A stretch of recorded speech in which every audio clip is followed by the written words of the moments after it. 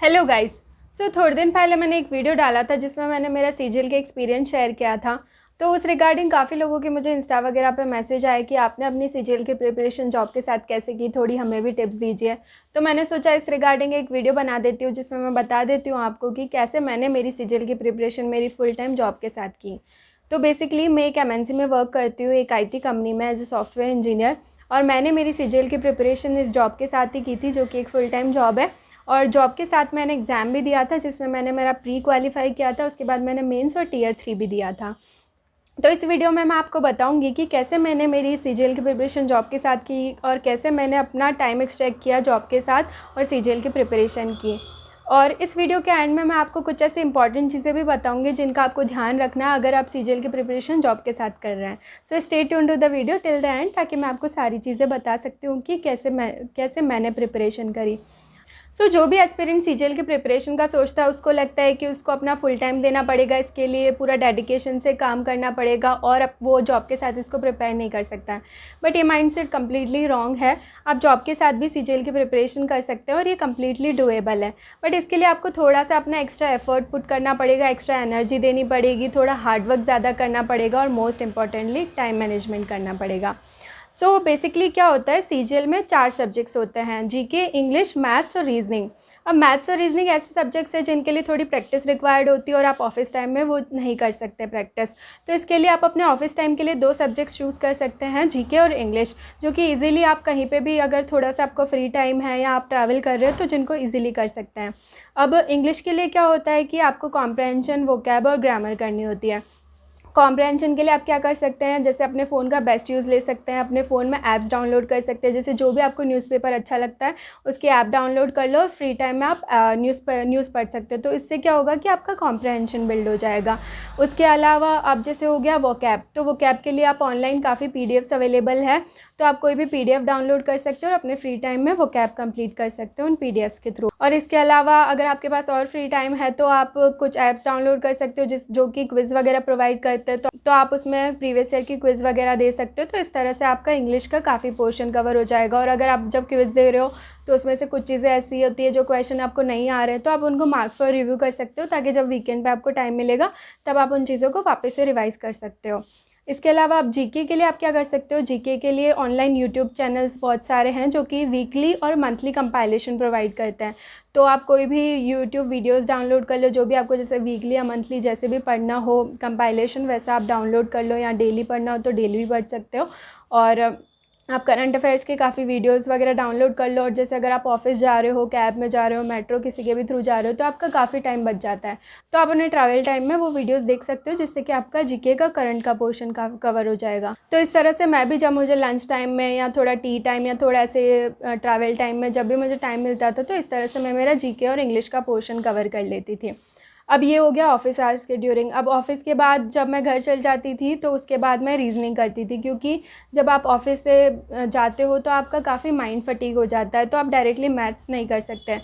Reasoning क्या होता है, थोड़ा रिलैक्सिंग होता है, थोड़ा रिफ़्रेशिंग हो जाता है। तो मैं घर जाती थी तो उसके बाद मैं रीजनिंग कर लेती थी, ताकि थोड़ा मेरा माइंड भी रिफ़्रेश हो जाए और थोड़ा काम भी हो जाए, क्योंकि पूरे दिन का माइंड फटीग होता था। आप ऑफिस में भी वर्क करते हो, आपको वहाँ पर भी अपना टाइम देना पड़ता है। तो उसके बाद मैं रीजनिंग कर लेती थी। और रीजनिंग के लिए मेनली थ्योरी तो इतना कुछ होता नहीं है, मोस्टली आप क्या कर सकते हो, क्विज़ वगैरह लगा सकते हो, जिससे आपका रीजनिंग कवर हो जाएगा। अब रीजनिंग करने के बाद मैं डिनर कर लेती थी, और डिनर के बाद तक काफ़ी रिलैक्स हो जाते थे, क्योंकि पूरे दिन की माइंड फटीग भी निकल जाती थी और पूरा आप रिलैक्स हो जाते हो। तो फिर डिनर के बाद मैं मैथ्स करती थी।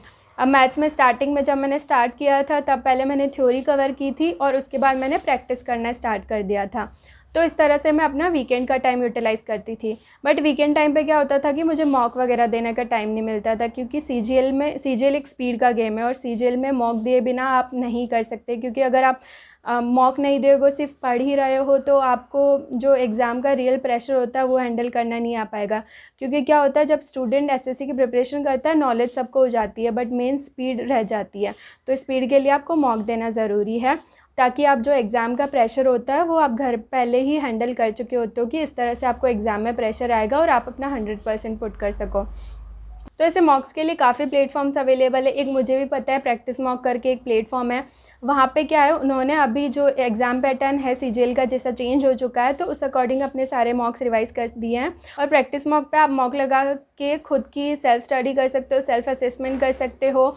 और जब आप मॉक लगा रहे हो तो उससे आपको ये भी वैल्यूएट करने में ये हेल्प करता है कि आपको किस क्वेश्चन पे कितना टाइम पुट करना है, कौन से आपके स्ट्रॉन्ग टॉपिक्स है, कौन से आपके डिफ़िकल्ट टॉपिक्स है, कहाँ पे आपको ज़्यादा असेसमेंट की ज़रूरत है। और ये पूरा चीज़ें वैल्यूएट आप घर बैठे बैठे कर सकते हो एग्ज़ाम से पहले। प्रैक्टिस मॉक इसमें हेल्प करता है, तो मैं इसका लिंक डिस्क्रिप्शन में प्रोवाइड कर दूँगी, आप डिस्क्रिप्शन में जाके चेक कर सकते हो और प्रैक्टिस मॉक पे अपने मॉक्स लगा सकते हो। सो ये हो गई मेरी वीकडेज़ की स्ट्रेटजीज़ की वीकडेज़ में मैं कैसे अपने ऑफिस में से टाइम एक्सट्रैक्ट करके और प्रिपरेशन करती थी।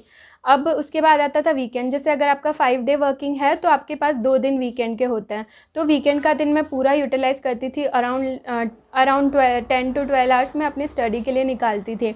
तो इसमें क्या करती थी, मैं सुबह उठते ही सबसे पहले अपना टाइम टेबल बना लेती थी, जैसे कि मुझे कब मॉक देना है और कब कितना कितना टाइम चारों सब्जेक्ट्स को देना है।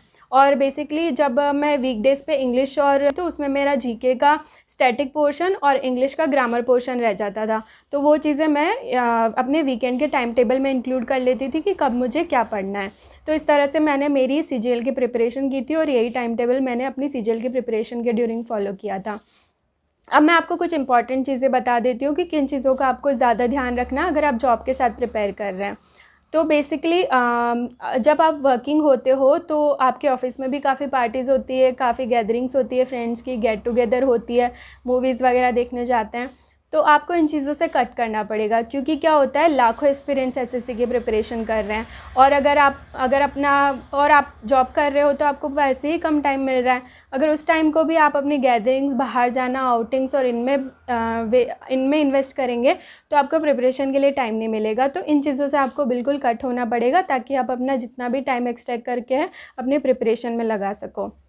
दूसरा ये कि आपको कंसिस्टेंसी मेंटेन करनी पड़ेगी, क्योंकि जब आप जॉब कर रहे होते हो ना, तो जैसे आप जॉब करके आते हो तो काफ़ी माइंड फटीग होता है, तो आपको लगता है कि आज नहीं करते प्रिपरेशन, जॉब तो है ही, कल प्रिपरेशन कर लेंगे या अगले साल देख लेंगे इस हिसाब। तो इस अकॉर्डिंग आप अपनी कंसिस्टेंसी मेंटेन नहीं कर पाते हो, तो इसलिए आपको कंसिस्टेंसी मेंटेन करने की भी नीड पड़ती है इसमें। सो यही था इस वीडियो में। इसके अलावा भी आपको कुछ डाउट्स है तो आप कमेंट बॉक्स में कमेंट्स कर सकते हैं, या फिर मेरी इंस्टाग्राम आईडी डिस्प्ले हो रही है, आप मुझे इंस्टाग्राम पे भी फॉलो कर सकते हो और वहाँ पे भी मैसेज कर सकते हैं। This is all in this video guys. Thank you, thanks for watching, have a nice day.